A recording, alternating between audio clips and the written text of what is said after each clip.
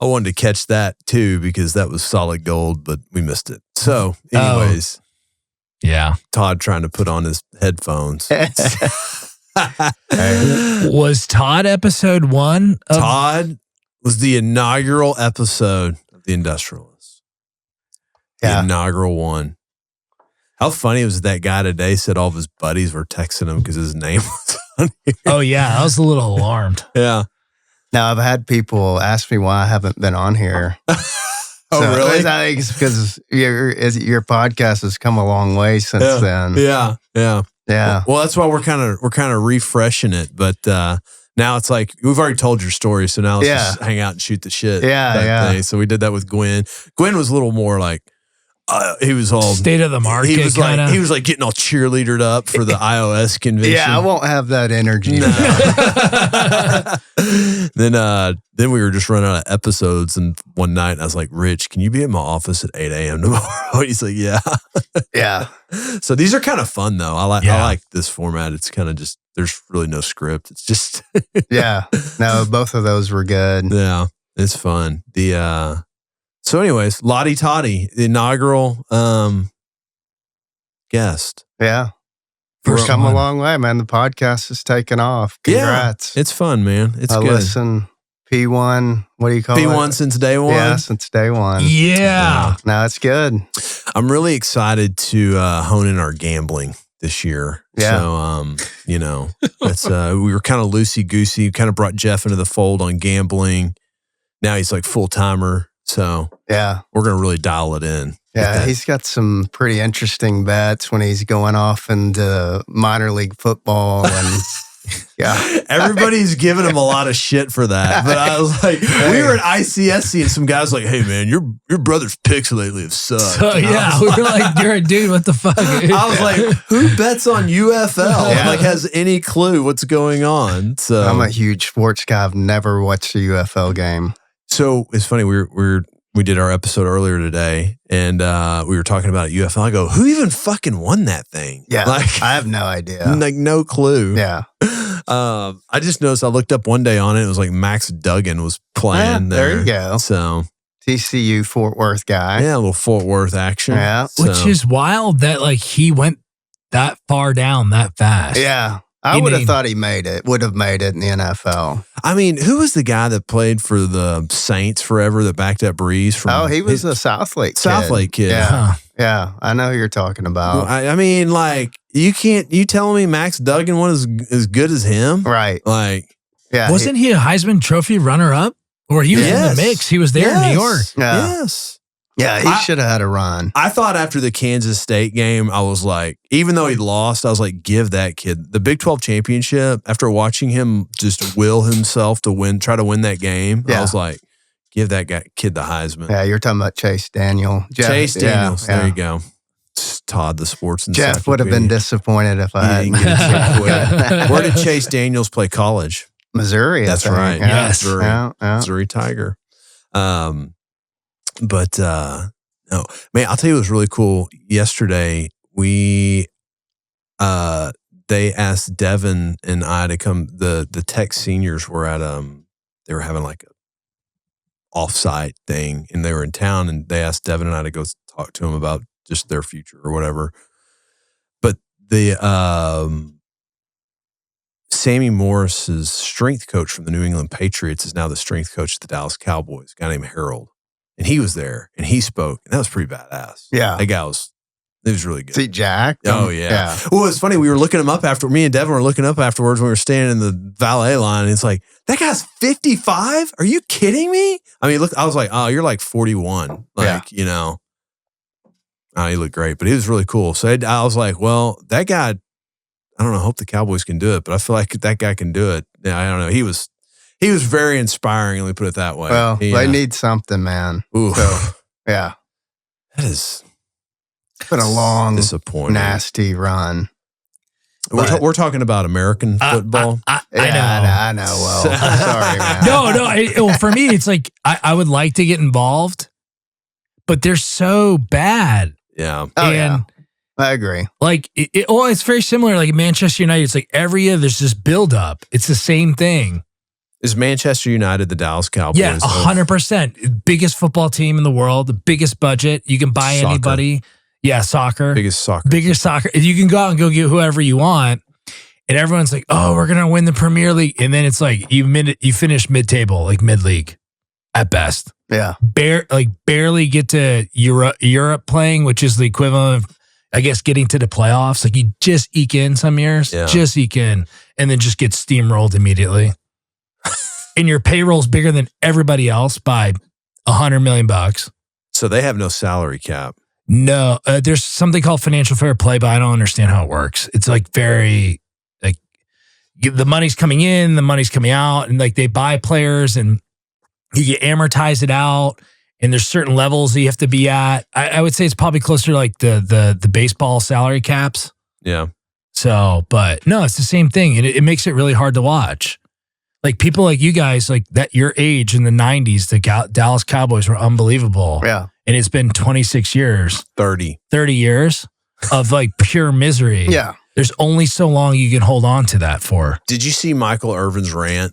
Yeah. Afterwards, he made a really, after they hired Schottenheimer, he made a very good point. He said, he goes, it's been 30 years since we've been in the NFC Championship game. Most of our fans now are not even knowing that we were good. Yeah, that's true. Yeah, I'm 32, going to be 33. Yeah, I have no. You were 2 years old the last time we were good. No recollection of that, That's obviously. crazy. Because it was so good. It was so good when it was good. It was so good. Yeah, sucks. I don't know. Well, the amazing thing is like these teams, like Jerry, the Glazers own United, they can go out and still sell all these tickets and all this merchandise, and they still can like pay all these players. And it's like, what an incredible brand, especially for Jerry, because like people like him to a degree. Who are the Glazers? They own the Buccaneers as well. Where do they live? Florida. So how did they get rich? I don't recall, media or newspapers, something like that. I think their dad had 5 kids, and then they own the Buccaneers, another team in Manchester United. Wow. So what's Manchester United worth? Market cap's like $6 billion, $7 billion. Oh, so not as big as the Dallas Cowboys. No, but they're up there. Yeah. It's like them, Yankees, Lakers, Dallas Cowboys, Real Madrid. Lakers just sold for $10 billion. I honestly thought that was kind of cheap. Yeah, that's insane. Did you see? So someone put this up. They're like, "Hey, he bought the Lakers for $67 million back in whenever and sold them for $10 billion."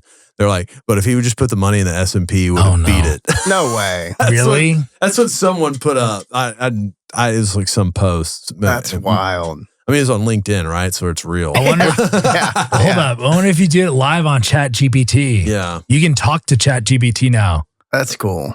It's so cool. Yeah. And just be like, let's see. Yo, my wife just sent me the funniest talking about, before we got on the air about the Iran situation. Yeah. She said, whoever said Iran doesn't have an Air Force doesn't know about these. And she sent me a meme with a bunch of Persian rugs on there. That's funny for a woman who doesn't keep up with current events too well. Let's see. Who bought it? Who bought the Lakers? I can't. The guy who owns the Dodgers, I think. You know what was interesting is I was on, there's this site called Search Funder, and we put the equipment rental company that we're working with on there, and did it light up? It's starting to. I started to get some inquiries on it, but there's a guy on there saying, "Hey, we're syndicating money to buy the Portland Trailblazers, like to buy a percentage stake in it." Huh? And did you see Cuban and them started a fund to like buy sports teams? Cuban and some other guy. Yeah. So well, like the Steinbrenners don't own 100% of the New York Yankees. They only own like 60 to 70%. I was looking at like, can you buy ownership? I was looking at private equity companies. I found one that had like a massive investment in Alpine, the F1 team. Those things don't make any money. No, they don't. Not unless you're the top one. No. You could. So expensive to run those things. It's crazy. Do you know how many employees there are like on the Red Bull F1 team? No. Take a guess. 100? 1,000. I was going to say 1,000. You believe Why? that? There's 1,000 people in that ecosystem For that one team. for that Red Bull racing team for 2 cars. That's crazy. It's 1,000 That's people. crazy.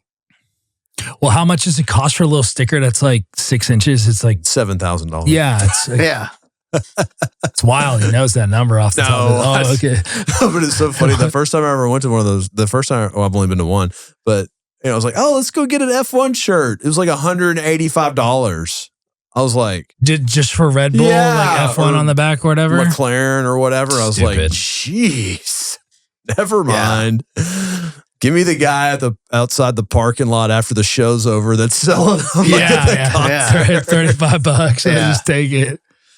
But anyways, well, Todd, what's going on in Fort Worth, man? What's the lay of the land in the town of the cow? Well, it's extremely busy. I mean, so I would say, Fort Worth is an awesome town, city. It's now, I think, the 12th biggest population in the country. So Does Taylor Sheridan own it yet? he's the getting mayor? there. He's buying a lot of stuff. He's opened up. He's He bought a steakhouse, didn't he? He bought a Really? steakhouse down in he bought a steakhouse in the stockyards. They've leased a couple of studio spaces from Hillwood at Alliance, Oh, which okay. is really cool.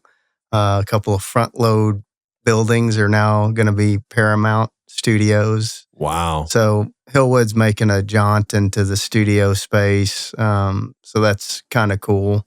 But, the city's booming. The industrial market's been booming for the last 10 years. The market right now is choppy.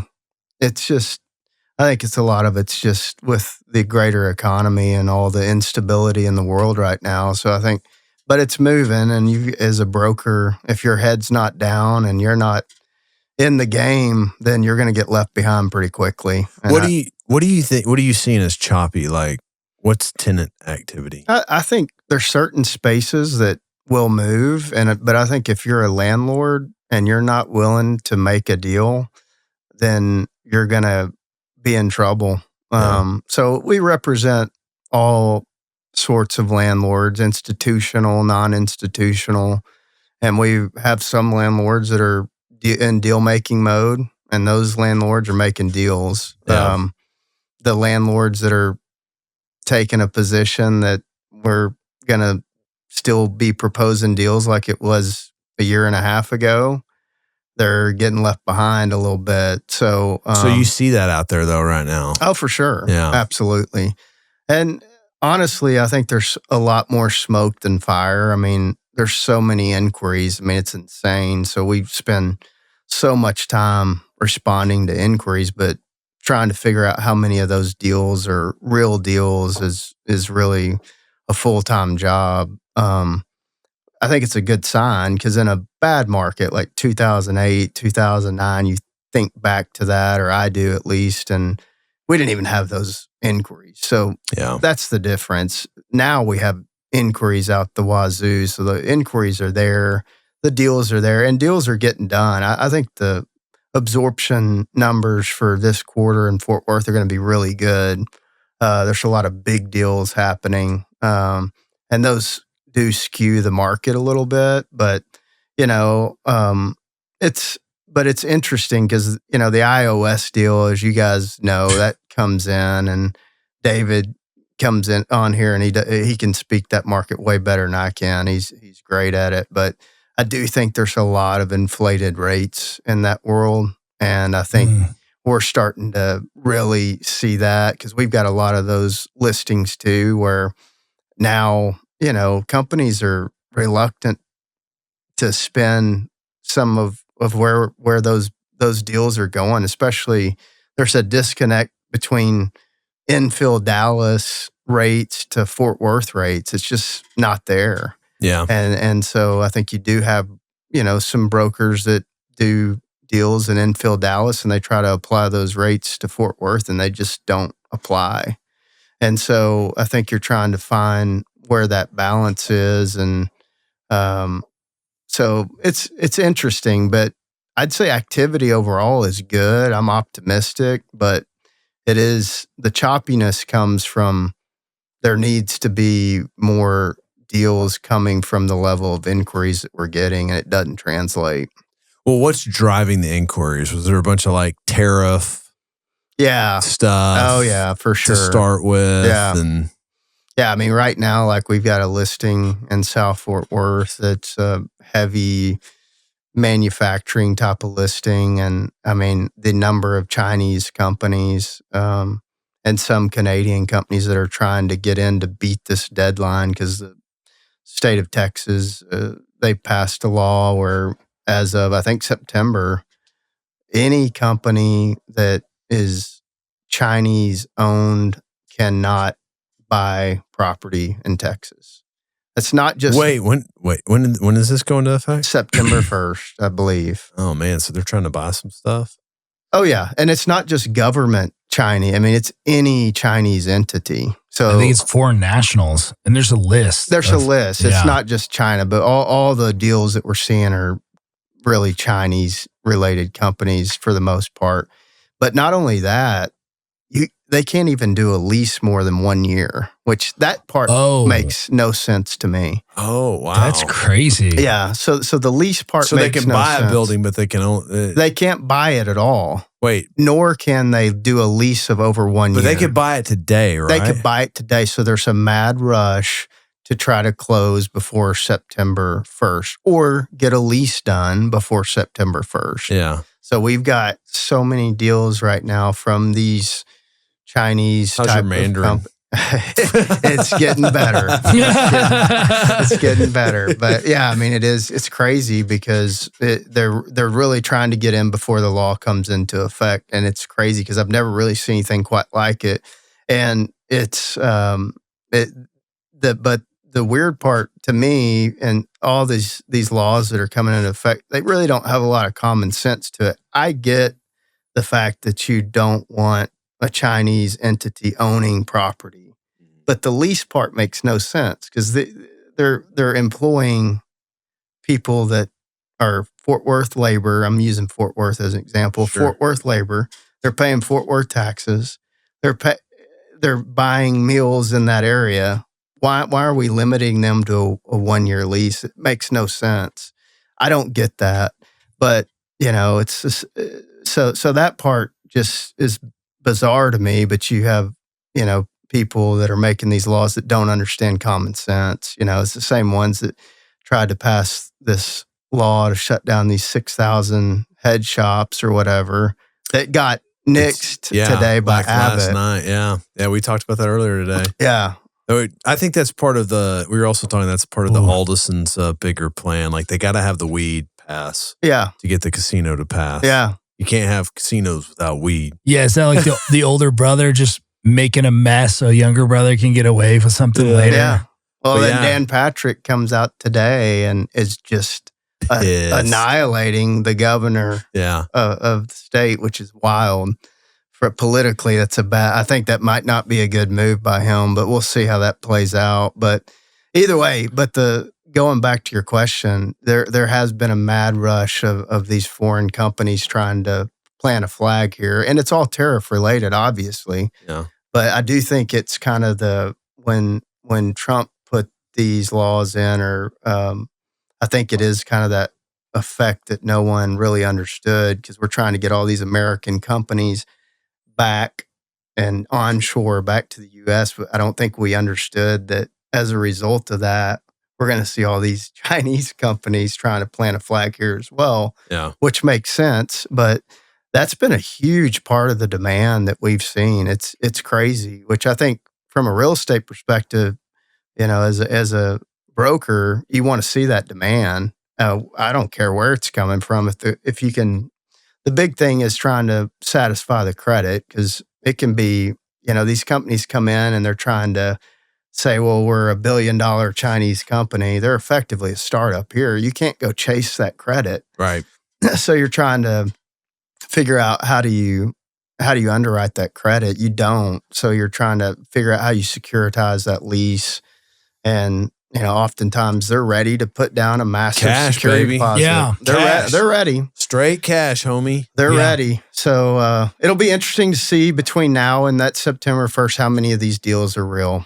And but it's interesting. I'm a fan of the large security deposit. Yeah, It's possession's 9/10 of the law. absolutely. Like that's what the building On Eden. Newsom sold us on Eden. Yeah. Guy was like, I ain't showing you financials. I was like, okay. He goes, but I'll give you a year security deposit. I was like $670,000. And I was like, Yeah. okay.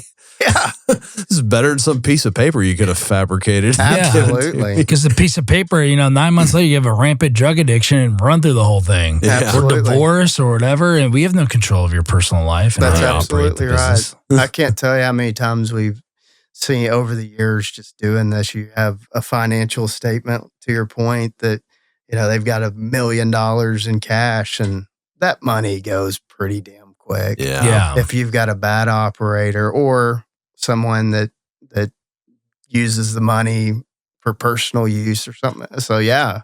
security deposit's money. Yeah. You've got it, you control it, and it's yours. Yeah. And if you're $1 billion company, what's a year worth of rent? Absolutely. Yeah. It's nothing. At one location, sub a couple 100,000 feet.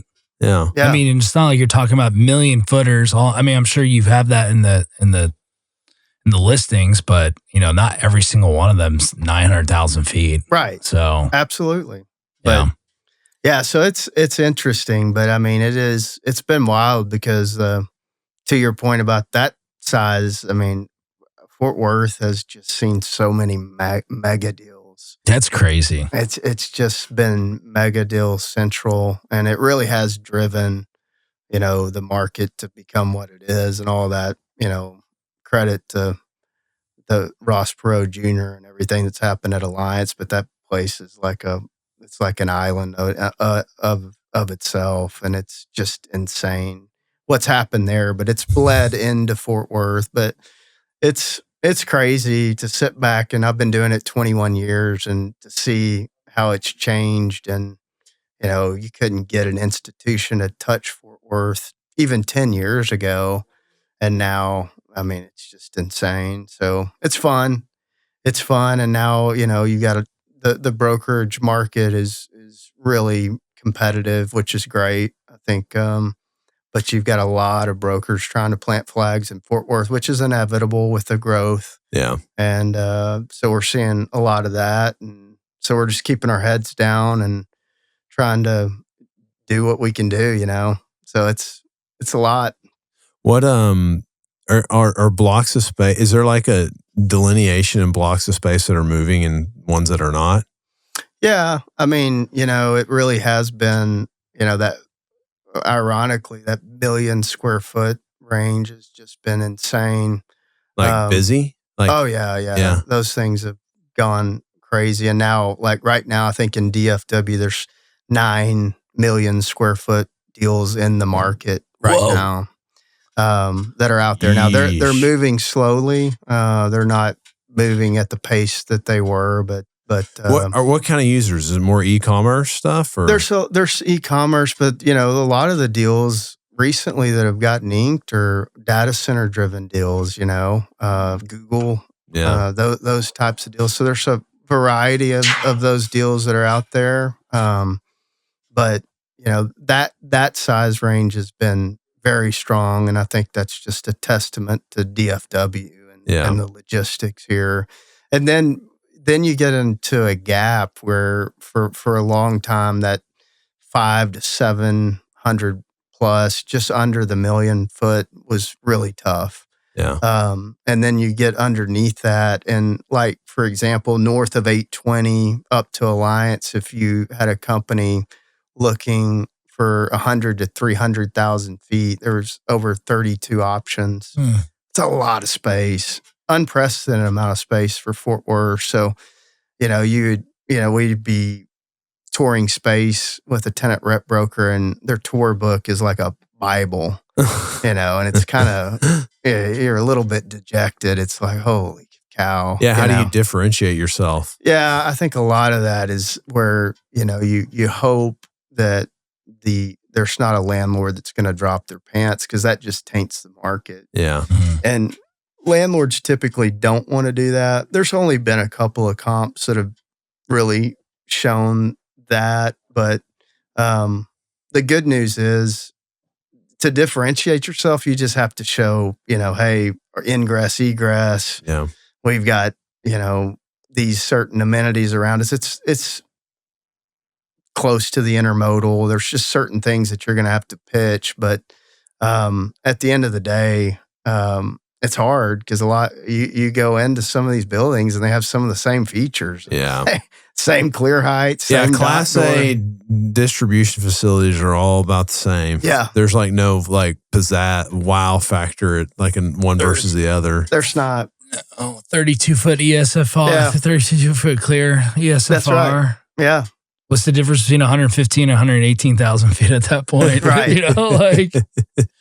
But the good news is, and where the market so quickly tips, is there hasn't been much new construction. Yeah. And now there's a lot of space starting to clip off slowly but surely. And I think, I'm not trying to predict anything, but I think by next year, I think it could turn pretty quickly back the other way just because, when you have very little construction and you start clipping off deals, and like I said, this quarter is going to be pretty strong. The market changes, and it's amazing. I mean, you've been doing this a long time too, how quickly things change. Well, you probably couple that with some lower interest rates. Yep. And that's when development really happens. Yeah. So if we can get some easing by Jerome. Yeah. If he's still around. Yeah. That's true. They're going to send him on a 30,000-pound Moab. Yeah. Yeah. He is not the most popular guy right now. Something I think's going on that people don't really talk about is I don't think businesses are doing that great right now. Yeah, I agree. I mean, I think certain sectors are doing better than others. I mean, obviously the defense industry is doing well. I mean, and I think Black Sky. Yeah, I think you're going to see the defense industry, and Fort Worth's a big defense town. Oh yeah, Lockheed, Raytheon. Yeah, and then all the vendors that support them. The market was up 375 points today. Yeah, you would think geopolitical situations like what has been going on would have tanked that. Yeah, but we've already absorbed it, thought about it, and moved on. Yeah, it's crazy. Yeah, it is. It's wild. Who else defense contractors are out there? Oh, you've got Bell Helicopter, right? Lockheed are the big ones. But then you've got all the other smaller groups that support them, and there's tons and tons of those groups. Yeah. And I couldn't even tell you how many, but they're all there. So there's probably 100 plus companies that support those guys that are local to them. So it's a huge.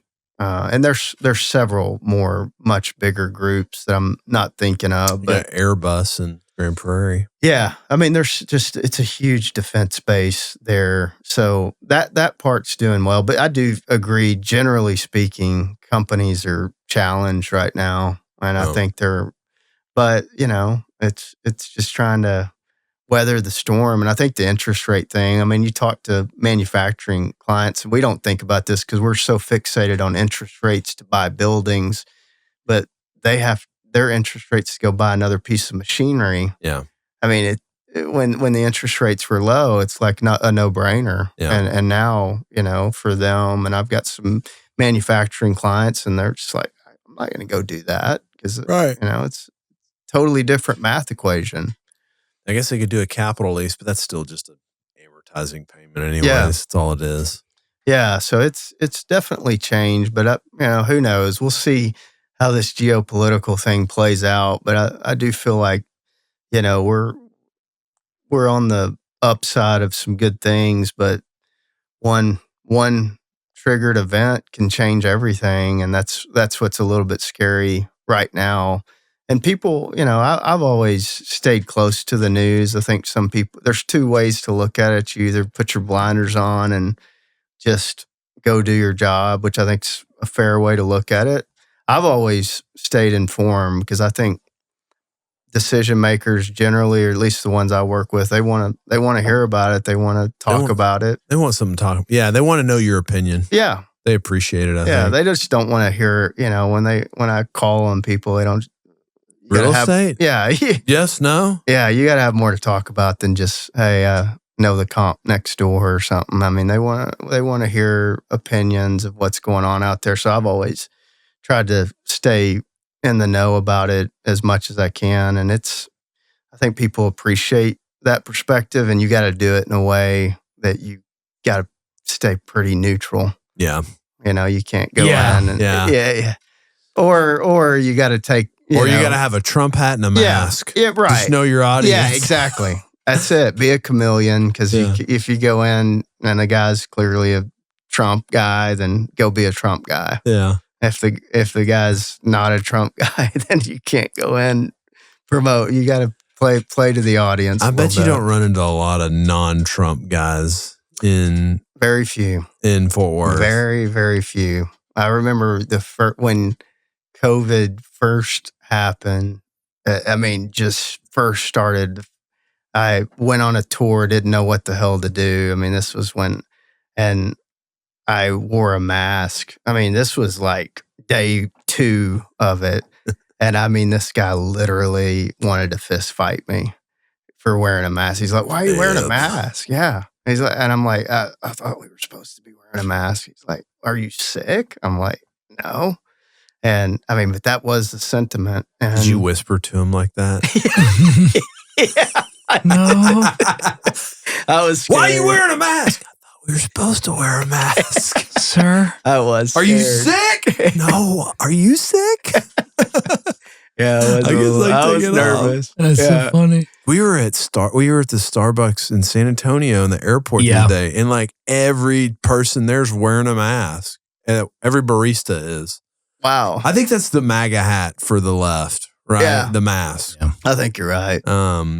Jeremy, it was 5 out of 6 employees, if I remember correct. When was this? Thursday. Oh what day my were we God. there? Tuesday last week. Tuesday last week. That's wild. Yeah. Are y'all hiring new guys right now? Yeah. Yeah, we are. I mean, so our industrial team in Fort Worth, at least, so Dallas, Fort Worth, Houston is what we have for NAI Robert Lamb. We're probably 105 total people.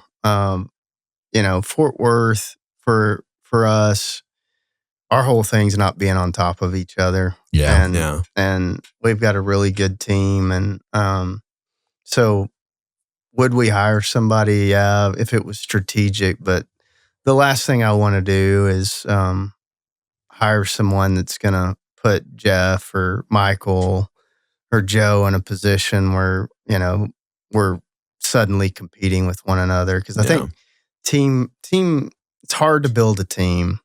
And we've got a really good team where we pull together. We don't compete. And the Fort Worth's growing, but I think at some point you've just got to be very cognizant of that. Otherwise, to me, you become kind of like a residential brokerage shop. Yeah. And that's the last thing that we want to do. And I'd rather let those guys continue to mature. And I mean, they've already matured, so they're great. So I'd rather protect them than go hire someone else. And that's always been the mentality. So when we do talk to people, it's a group discussion and we talk about it. But we're in a good spot. So, but on the office side, we're trying to hire there, and then on the retail side, we've got a big retail team in Fort Worth. We are hiring there. So John McDaniel's done a great job building that team and is continuing to do that. So on the retail side, are y'all doing just same? Y'all just taking the industrial playbook and installing it into retail? Essentially? Yeah. That's what landlord rep, tenant rep. That's right. Yeah. So taking the sub-market approach there. And, had a ton of success in Fort Worth, because when we started in Fort Worth, it was all Dallas brokers trying to do Fort Worth, and no one was there to even show the spaces. So it was a pretty easy sell to say, we'll be there to actually show your space. Yeah. And so that's evolved into, I think we have the most retail listings of any firm in Fort Worth. Don't mark me on that, but I'm pretty certain we do. But John's been instrumental in that, and he's a great guy. You should have him on your retail podcast at some point, but good dude. Yeah, no, he's been over there like 10 years now, probably. Yeah, a little bit longer than that, but he's just a great guy. So we're going to grow. The hard part, Fort Worth's just a little bit, it's a smaller market, even though it's grown. You just can't do it like Dallas. Yeah. I mean, Dallas is just a bigger market. So it's, if you're going to do it in a way that's strategic and not on top of one another, it's just got to be thought through. What about Houston? How's y'all's Houston? I mean, we hired the right guy. Yeah. So Nick's an animal, man. Yeah. And he's also just a stand-up guy. He really is. And so I think we got really fortunate to hire Nick, and Nick's killing it. And he's hired some great hires. He hired, I think they're up to maybe 5 or 6 brokers there, and they're doing great. Just industrial though right now? Yeah. The goal is to build out the other verticals. To build them out. But right now, the industrial team's just doing really, really well. So just letting that ride right now. So, but yeah, Nick's awesome. Yeah, he's a great guy. Yeah.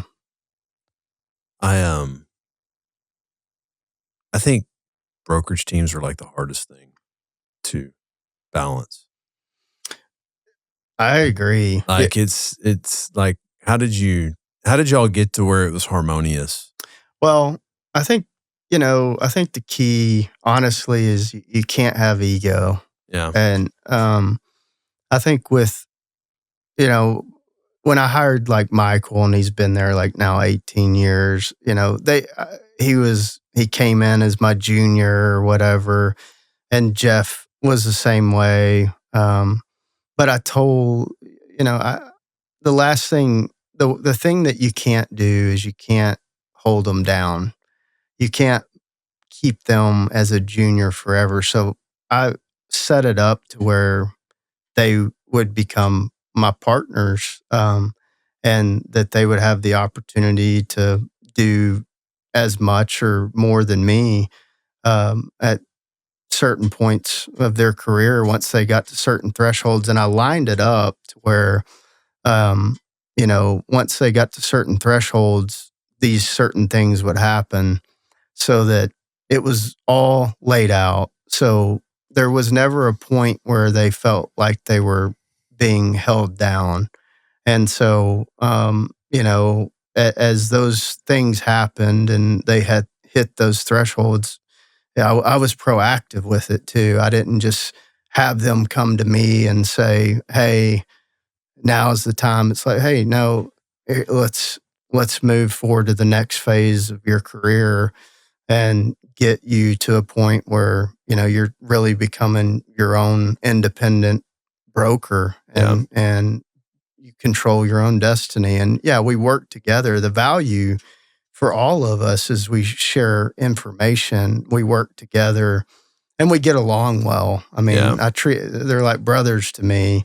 And so being able to share that information is how, we do so many deals off market, and it's just because we communicate so well together. But, now, they started out as, low-level kind of associates, and now they've both been promoted to principals at the company. So they're at basically the highest level they can be within NAI Robert Lynn.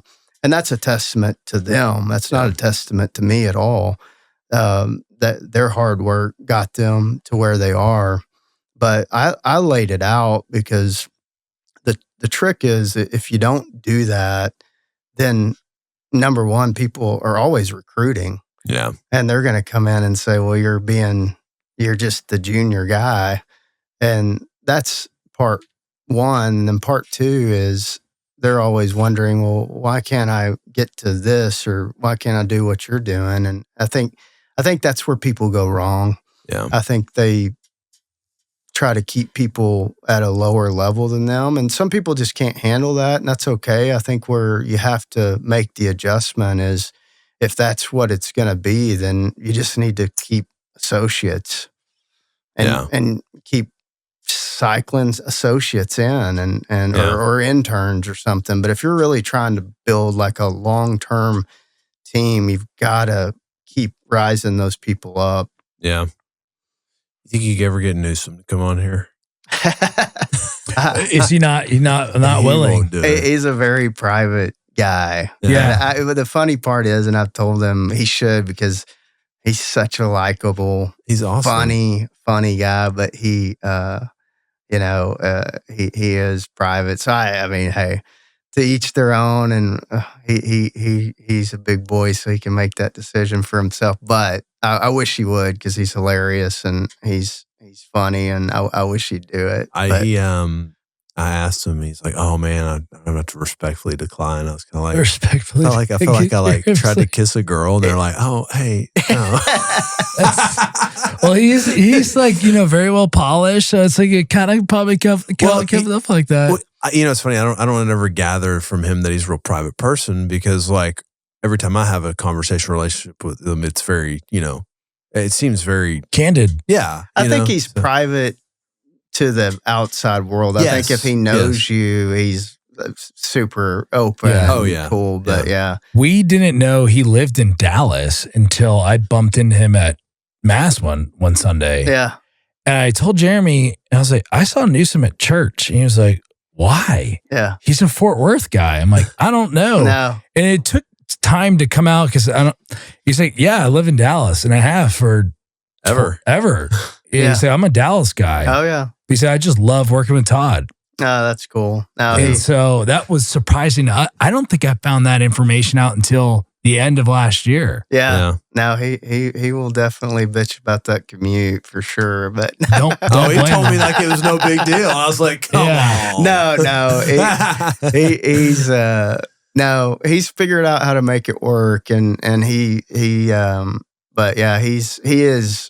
It's funny because he is the most polished, and y'all have worked with him. Oh, yeah. He's uber polished, and he's really articulate and really great. And Jeff is just, I mean, Jeff's been on here, but he's the hustler. I mean, he's he's going to go do it and he'll get it done. And he's a machine. Yeah. So it's a good balance. They're both, but Michael's my work wife. We bitch at each other left and right, but it's fun in a fun way. Yeah. It's a fun relationship, but yeah, he's a funny guy. That's a guy that when he calls us to alert us to a deal, sometimes, we've got, everyone's always super busy. So you got like Michael calls you and you're like, okay, I got to take this call because the great thing is that the thought is usually delivered to you in its entirety. Yeah. About what he's trying to achieve. For sure. And that's a really amazing thing.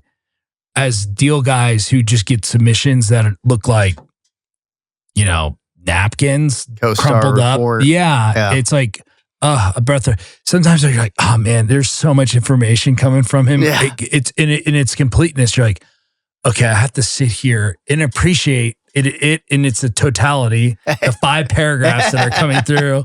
You're like, wow. But when you're done, you're done. You don't have to ask. He's usually covered all the questions that you're going to ask. Yeah, I won't read his emails. I have to go talk to him. Yeah, I generally pick up the phone and call him as well. That's a funny thing. I do that too. I'm like, I just call. Yeah.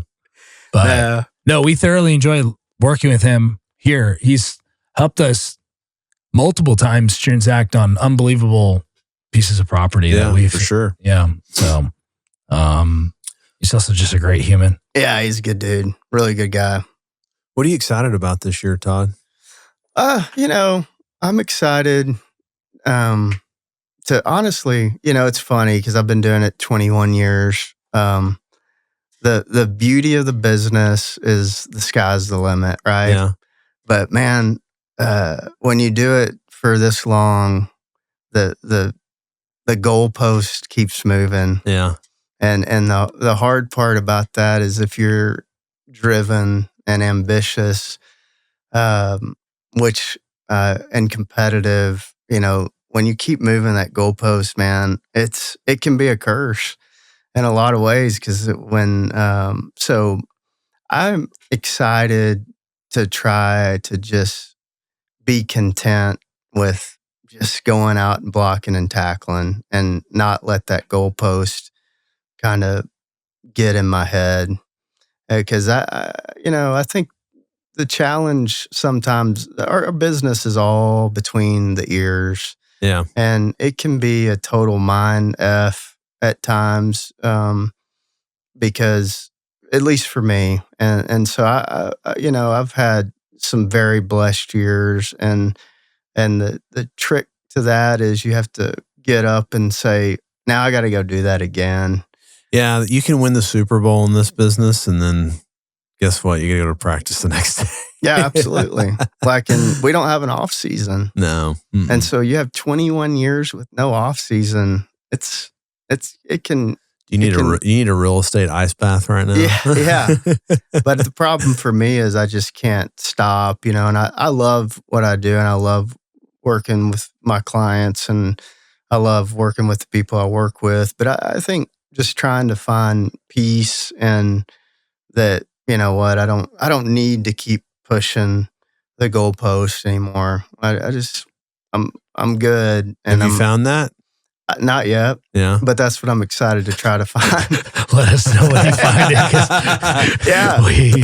We're like the dog on the leash, just going around in the circles, looking for it. Well, it is the trick, though, because it really is. It's something I don't think people really talk about, because you could work 24/7, and you could find all the glory and everything. There's so many opportunities. But at some point, it's like, man, I like being a husband. I like being a father. I like hanging out with my friends. And I think part of that may be like a midlife crisis, or just getting older and trying to find what it is that life is really what's important. Because it's come to me more this year than anything. It's like, if I die, I do not want you, Jeremy, to go speak at my funeral and say you were a really good real estate broker. If you say that, I will be so pissed off. I was really going to harp on your sports knowledge. Okay, I'll take that. I will take that. But, I just think, trying to find, and I've always tried to find that. And I just hope, that I can, as I get older in the business and more mature, that, that finding that, and still going out and working and doing the things that I do. And I still love the grind, but just trying to find that balance. It's this thing I think we all seek, but it's become more real to me. Like, this is, I love the business. I want to be as successful as I possibly can, but at the same time, I've had, there's other things out there too, and I think the problem, like, for people that are really successful in the business, and some of the younger agents that I see that are really coming up and doing great, I want to just kind of tap them and say, keep up the good work, but don't lose sight of there's more out there than just this. I heard an expression talking about grinding one time. They were talking about how you can grind. If you can grind to a stone, right, and turn it into a statue. But if you keep grinding it, it just turns to dust. That's right. So, I think that's a great way to look at it, because I do think people don't understand that burnout can become real.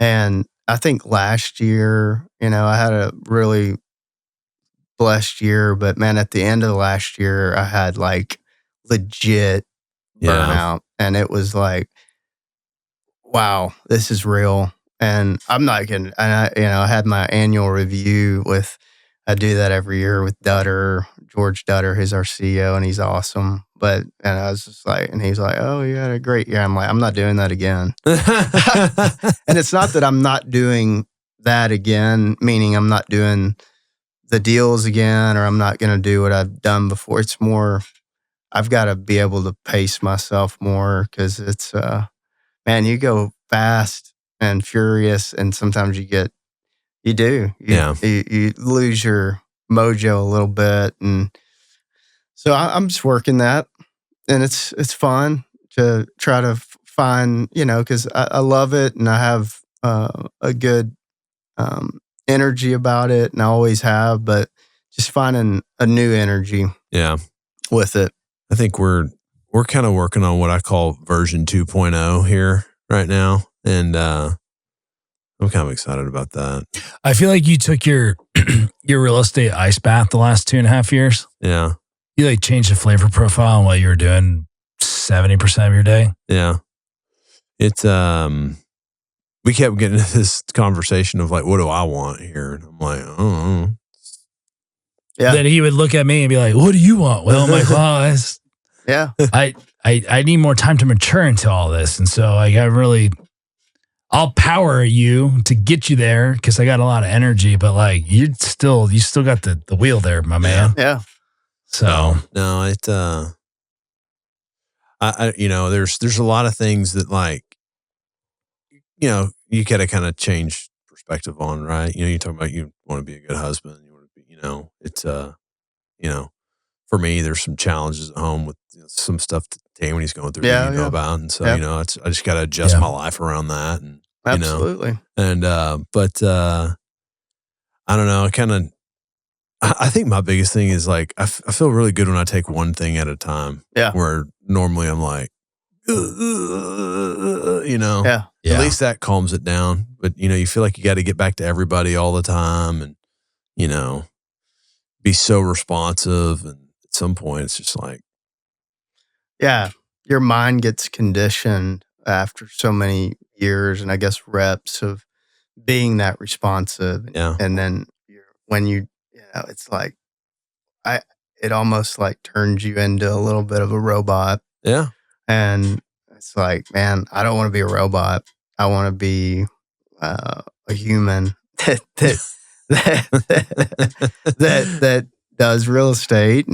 But yeah, I mean, you become very transactional, and your people rely on you to get back to them. And the thing I've always prided myself on was being uber responsive, and I am, and I will continue to be. But sometimes you train people, and they expect that. Yeah. And then when they expect that of you, even though I might be the most responsive service provider they have, then suddenly, even if it's an hour, then they're like, well, why hadn't Todd called me back? And it's like, it's been an hour, dude. Yeah. I've been in a meeting. Yeah. So that it's kind of like weaning people off to still be excellent at providing that service, but not to the point where it's like, it's insane. You're not Chat GPT. Right. Exactly. So that and I think to some degree, there's been some level of insanity of how responsive I've been. Yeah. And that will drive you crazy. Yeah. But it also wins a lot of business, and it's good and bad. Maybe you need to get a hobby. You don't have a hobby, do you? Oh, yeah, I do. What? Well, what's your hobby? I do go fishing with my son a lot. That's a hobby. Yeah. I've got a ranch now with a buddy of mine from college. Yes. We can never go to because the fucking rain. No, I am. That is another thing. I'm really looking forward to getting that going. Well, we're going all in on that thing. Hell yeah. We are sparing no expense. Yeah. Every time they send us the bill, we're like, do it. Yeah. No, that'll be that. See, and that's the perfect kind of thing. It's a perfect getaway, and that'll be a lot of fun. That was funny because that was my bachelor party. Yeah. I know, so many years ago. We played paintball out there for his bachelor party. That's wild. Yeah. It was a long time ago. In the story of how it all happened is pretty cool too. Yeah. Like you guys buying it together. Yeah. Yeah. It's fun. Jeff being involved. Yeah. So, Yeah. And It's I heard very- it on the podcast. Yeah. Seriously. That's, Yeah. It might not have happened had it not been brought up that way. No, absolutely. I instantly called you. And Yeah. I'm You're like, he's selling that? I was like, yeah. should we buy that together? Yeah. Well, I never thought of like getting a partner for it, but Yeah. that's exactly what I needed to do it because I Yeah. wasn't going to do it by myself. Yeah. I was like, I can't handle this by myself. Yeah. But, It'll be awesome. And Yeah. my son and your son, and it'll be good. yeah, it's fun. You know what you're going to have to do? You're going to have to go there in the middle of the week sometimes. I know. That might be the break you need just in the middle of the week. Just go out there. Yeah. Just be like, hey, just work from there. Yeah. We can do that. Let's go. We should set like a once every 6 to 8 weeks. You have a one day you just go out there and work. Hey, that sounds good to me. So Yeah, I'm down. just light a fire, watch the sunset, Yeah. have a whiskey. Yep. 1 because 2 hurts now. 3 hurts. So no, the ranch will be fun, man. I'm excited. I would have been really sad if that wasn't part of my life anymore because there's a lot of memories of my son out there. Oh, for sure, man. And Yeah. And your son, man, he's a diehard. You can tell. He is. He's about that life, man. He is all in. He's always jonesing when he can go back out there. So Yeah. he's like the other day he goes, hey, I'm just really ready to turn 18 so that I can go out there without an adult. I was like, did you make this rule? So it's just assumed. I guess so. I mean, I guess at some point it's so hard. You got to just let your kids go do things. And I did so much more at his age than he's done. Yeah. But, he's got Life 360 on him. He's got all these I guess parameters or, Bumpers. bumpers. Yeah. Bumpers. A lot Like of bumpers. I was thinking like bowling alley. Yeah. Yeah. We're all so plugged in all the time. Yep. Like the other day I called you and you're like, why are you calling me right now? Like, just stop. Yeah. Play with your kids. Yeah. And I was just like, it hit me because like 2 days prior, we were at the pool and I forget what we were going through, but it's kind of stressful. And I'm like, man, I got to put this down because it's like 7:45 at night. The kids are in the pool. They're like, come in and play. I'm like, I got to finish this. I don't need to finish it. That's right. I mean, that's exactly it. What's the difference between 7:45 p.m. and 7:45 a.m.? Right. Nothing. Honestly. Yeah. And when your kids are telling you to come, you're going to miss that later. Yeah. You will. It's tough. I was telling him I had this dream when I was in Miami, and I had this dream, and Barrett was like 3 years old, and he's sitting up on this thing like he's like looking down at me, and we start talking and having this conversation, but he didn't know I was his dad, and he just starts telling me about, oh, I love going fishing with my dad. My dad takes me to the ranch. I do all these things. So he gets down, he starts walking off. And I was like, and I went up to him, I go, hey man, tell me about the last time you and your dad went fishing. And that was at the end of the dream. And I was just like, I just woke up just like, Yeah. just take me back there, man. Yeah. It's so hard. You can't, and I was telling him about it. I said, man, what's crazy is you can't even remember what your kids look like Yeah. Yeah. at that age anymore. Yeah. Like Barrett's 17 now, and I see pictures of him when he was like 14 and 13. I'm like, I can't remember. Like, I can't grasp any of that now. So it's, No, it goes so fast, man. dude, It really does. It's like sometimes you want to hit the pause button, but unfortunately life doesn't work that way. no. Yeah. And then they get to the point where they're like, hey, I got my own thing, man. I'm leaving. I'm going out. You probably see that with Isla a lot. Yeah. now, It's like, you're just taking her from one thing to the next. Oh, for sure. So Yeah. It's crazy how it just changes overnight. And then soon they'll be gone. It's funny. I think about it too, as someone was telling me like, oh, do you remember that deal? Like, I'm starting to forget real estate deals I've done. Yeah. I'm like, yeah, I think I did do that lease. Like, yeah. Sure. Yeah. Your fingerprints are all over it. Yeah. Yeah. But that happens, man. You start just forgetting about all these things. I mean, golly, how many leases have you forgot about that you've done? Yeah. You know? Yeah, I know. I'm having to take stuff for my memory now because my memory is no bueno. My eyes suck. Yeah. Every time I look at something, I'm like, fuck. I need some glasses. I used to think I had like a photographic memory, and now I can't even remember what I had for breakfast this morning. So it's like, geez. You're not memorizing the draft sheet anymore? Good Lord, no. No? I just got to remember my wife's birthday or I'll get in deep shit. That's probably something you should. I got the easy card on that one. But yeah, you did. Yeah, yours is the ultimate. Yeah. Yeah. I just don't have a birthday anymore. So yeah. What did you think about the Cowboys draft class? Oh, I thought it was solid. Yeah. Did you like the offensive line pick first round? Yeah, I did. Yeah. I did. Safe pick. Yeah. Yeah. Yeah, I don't follow it as much as I used to, but I did think it was a solid draft. Yeah. But yeah. We'll see. They won't make anything of it though. So it's kind of like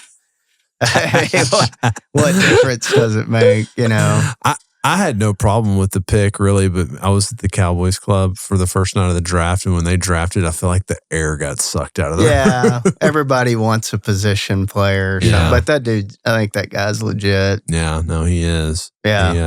He went to IMG with Tommy. Oh, did he really? Oh, okay. Wow. It's that guy. And I was sitting there looking at his picture, and I was like, man, I remember seeing him at graduation. Yeah. I texted Tommy. I go, isn't this your buddy? He goes, oh, yeah. And so, yeah. cool. No, he seems like a worker too. Yeah. Like a good character guy. Yeah. That's what Tommy said. He goes, man, that guy will be great. Yeah. So, what's y'all's prediction on the war here?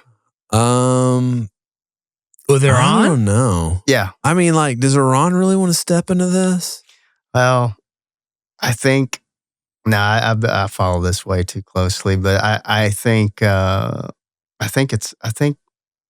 bombing today was symbolic, and I think Trump tweeted that he was cool with that, and we're kind of done now. Yeah, hey, fire these missiles over here, or we can shoot them down. But like, they gave us a heads up, and they let us evacuate. Mm-hmm. So I think they want us out of it. And I think, hey, it's for the best. What is that? Like just military fireworks? Hey, we're going to shoot these over here. You shoot them down. But, I think it's saving face in the a way. media, we'll direct the message to our people that we retaliate. Yeah. I don't know, man. I just don't. I think with everything, the economy and everything, I think we, outside of the defense industry, which would be good, but I just, man, stay out of a conflict in the Middle East. Oof. It never ends up well. We should have learned that lesson. So hopefully we get out of there. That's my opinion. It's like, what's the point at this point? Yeah. Like what more do we need, or what's the conquest? We should just focus on national debt and taking care of I totally agree. the homeland. I feel like that's a very American thing. Like there's nothing really controversial about that, but people take controversy in it. I guess the issue is we've always been world police, right? Yeah. Yeah. Hadn't worked out real well though. I mean, we haven't won a war in a long time. But what was the last war we won? World War II? What's the definition of winning? Yeah. That's that's what we need to figure out. Was the Gulf War really a war? Like, if it doesn't last more than 2 weeks, is it a war? I mean, we won that, but then we lost once we got stuck there. Yeah. Well, also, I don't know when the last time Congress has declared that we are going to war. It might have been World War II. I don't think there's ever. I think the rest of them have been executive orders. Which technically doesn't mean that we're at war. It's more or less like I'm just kind of overriding the system here, and we're deploying. Yeah. Yeah. And so I don't think there's been a congressional declaration of war in a long time. So it's kind of fast and loose. It is. I mean, look, I support our troops, support the president, but man, we got a lot of problems here. And this deficit and debt, come on, bring it home, clean it up. Well, I mean, you're talking about people that have been fighting since the dawn of time. Oh yeah, that's the problem. There's this plan in the Bible app called the Bible Recap. It's pretty cool because you read like 3 to 5 chapters a day, and then this lady does like a 7 to 10 minute YouTube video, and she explains everything that happened in there.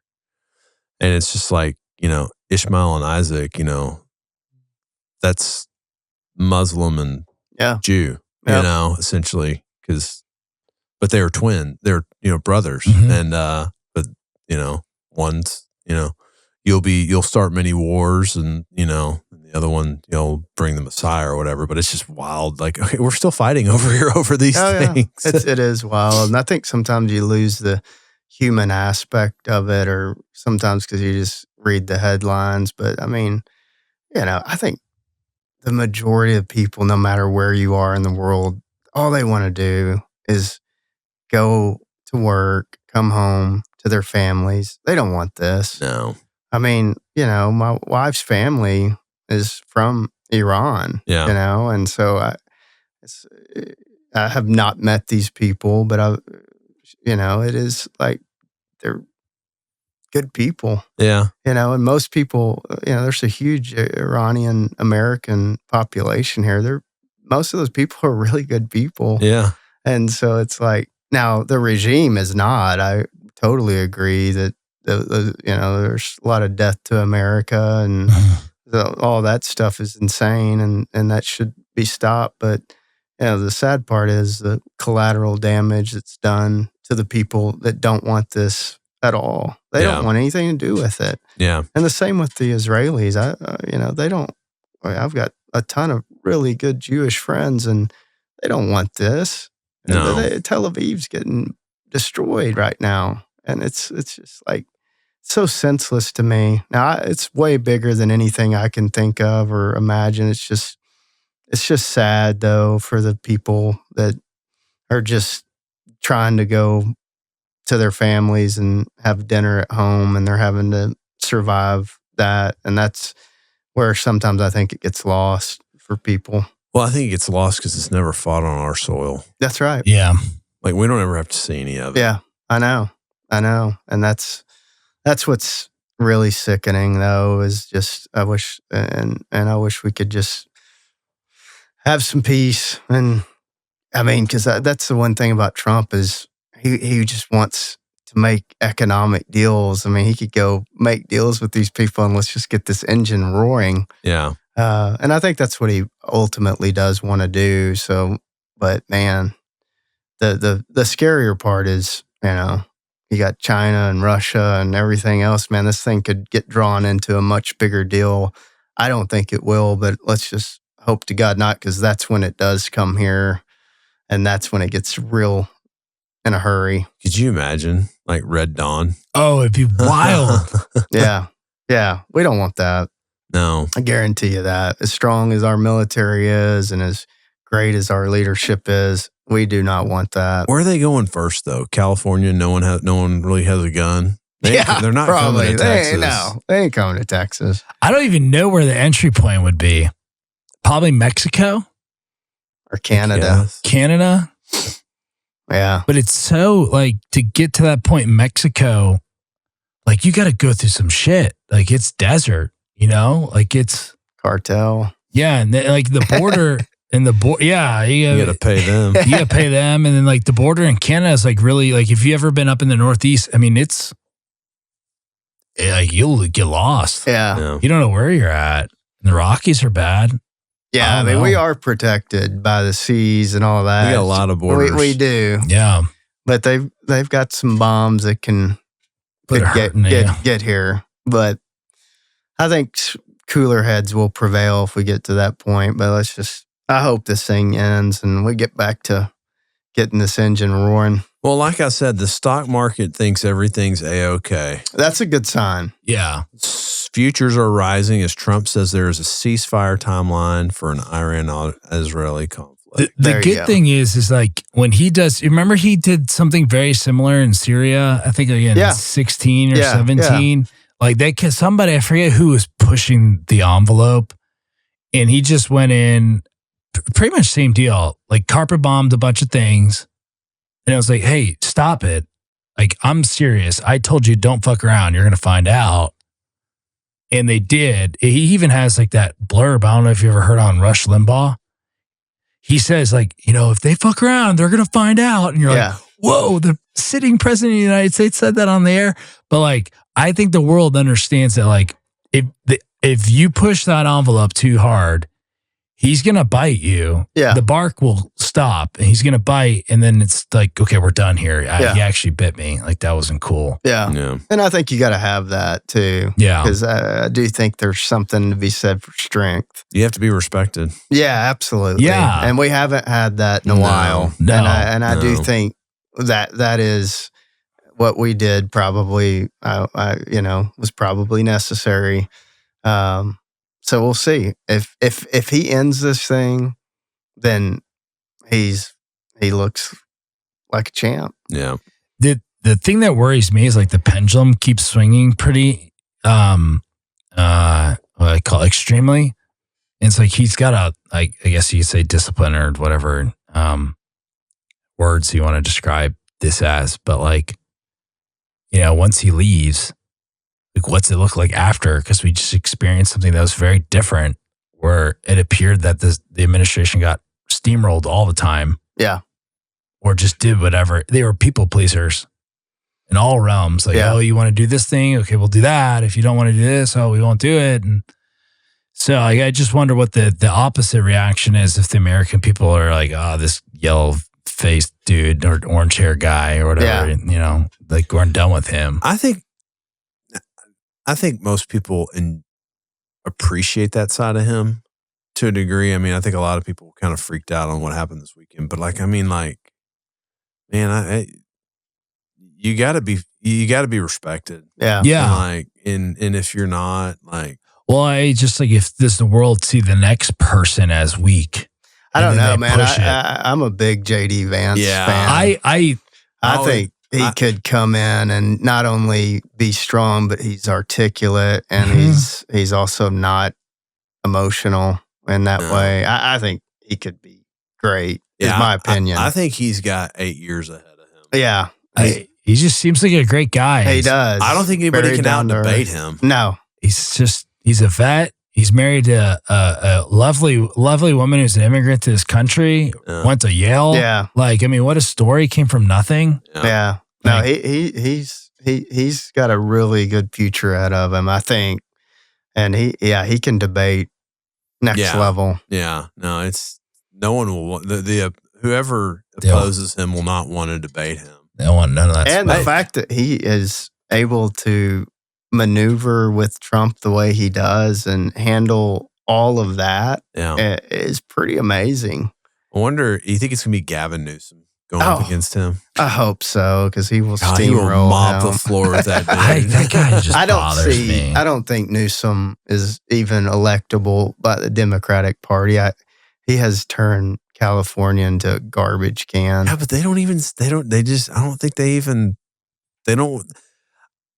they ever want to hear the bad things. I don't know. I can't imagine, but I guess you're right. He stayed elected, which is shocking. Yeah. That is a beautiful state that has turned into just a shit show. It really is. It's unbelievable. We won't do business there. We won't we won't participate in any developments. I don't blame you. Like what, the 12th largest economy in the world, or it's like top 10. Yeah. Like we should be actively putting dollars to work. Yeah. And we've just heard horror stories from development partners of ours. They're like, somebody, I don't know what county it is where San Diego's at. It might be San Diego County, but like whoever rubber stamps the permits, like gave him an attaboy. You're like, this is the first one we've done in 2.5 years. And the developer's just like, you whipped my ass. Like, this is terrible. Yeah. Like, don't say attaboy. Like, you should be upset with yourself. It took to do a Chick-fil-A. Yeah. I think that's heard what that. the tenant was. It was like, it was awful. I've heard that. It's just, I don't know. That's where regulation gets in the way of progress, and they've totally overregulated big time to the point that it's insane. But I don't know. Though, man, Callie, when we were in Carmel last summer, I was like, beautiful. I get it. I get it. Outside of the politics, it's a beautiful state. I would totally live there. Yeah. It's unbelievable. Yeah. It's beautiful. But they've turned the cities into homeless shelters. I mean, deuce holes. I mean, LA, San Francisco. But you know, the good news is if they cleaned it up, I mean, it's still, you can't change the beauty. It's beautiful. Yeah. It is. But yeah, man, it's going to be interesting to see how this all plays out. But I don't know. We're lucky to be in DFW. Yeah, we are. Well, that was a lot. Close it out with that. Yeah, a lot of politics. A little football. Yeah, getting excited about that. Yeah, but well, thanks for coming on. Oh again, yeah, Todd. man. It was fun. Tell all those Congrats people on the podcast. Tell all those people that didn't know you were on here that you've been on here twice. I will. So we might have to like double link it. Like you got two. You can a little twofer episode. Yeah. Hey, here's what we'll do. We usually the week of a holiday we don't release an episode, so we typically will re-release one, which I think we might have re-released this before. I don't know. We might re-release your first one. Okay. He's just a legend. To tease this one. Okay. So hey man, whatever you need to do. Yeah. So well, thanks for coming on, man. That was fun. We appreciate it. Thanks, guys.